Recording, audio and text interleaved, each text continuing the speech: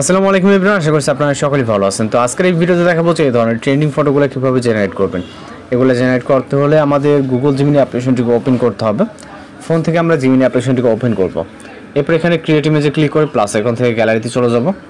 যাওয়ার পর এখান থেকে আপনি আপনার পছন্দের যে কোনো একটি ছবি সিলেক্ট করবেন। ওকে, যে ছবির মাধ্যমে আপনি এই ধরনের ফটো জেনারেট করতে পারবেন। তো এখান থেকে আমি জাস্ট নর্মালি একটি ছবি নিব, যেটা চেহারাটা ক্লিয়ারলি বোঝা যায়, এরকম একটি ছবি নিব। এরপর আমাদের এখানে হচ্ছে প্রম্পট অ্যাড করতে হবে। আমরা এখান থেকে একটি প্রম্পট নিব। ওকে, প্রম্পট নেওয়ার পর আমরা চলে যাবো জিমিনি অ্যাপ্লিকেশনে এবং এখানে এটাকে পেস্ট করবো। ওকে, এরপর সেন্ড অপশনে ক্লিক করব। এরপর অপেক্ষা করতে হবে 10 থেকে 20 সেকেন্ডের মতো। এর ভিতরে মূলত আমাদের ফটোটি জেনারেট হয়ে যাবে।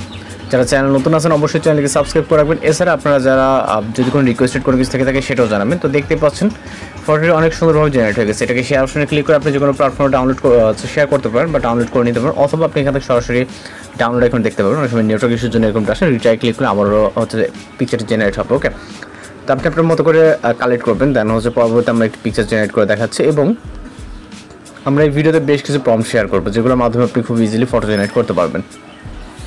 আপনাদের বুঝতে সমস্যা হলে অবশ্যই জানাবেন, আমরা ওই টাইপের যেটা প্রবলেম ওটা সলভ করার ট্রাই করবো। এছাড়া আপনাদের রিকোয়েস্টেড যদি কোনো কিছু থেকে থাকে সেটাও আমাদের জানাবেন, আমরা রিকোয়েস্ট অনুযায়ী কাজ করার ট্রাই করবো। ওকে, তো পরবর্তী পিকচারটিকে এখান থেকে সেন্ড করবো প্রম্পট সহ। ওকে, প্রম্পট সহ সেন্ড করতে হবে। আমরা বিভিন্ন প্রম্পট ইতিমধ্যে আমাদের চ্যানেলে আপলোড করছি। এছাড়া ভিডিও এডিটিং টিউটোরিয়াল যেগুলো রিসেন্টলি ট্রেন্ডিং আছে, এবং আপনাদের আমি যেটা বলছি রিকোয়েস্টেড কোনো কিছু সেটাও জানাবেন, আমরা ওই টাইপের ফটো বা ভিডিও এডিটিং টিউটোরিয়াল আপলোড দেওয়ার ট্রাই করবো।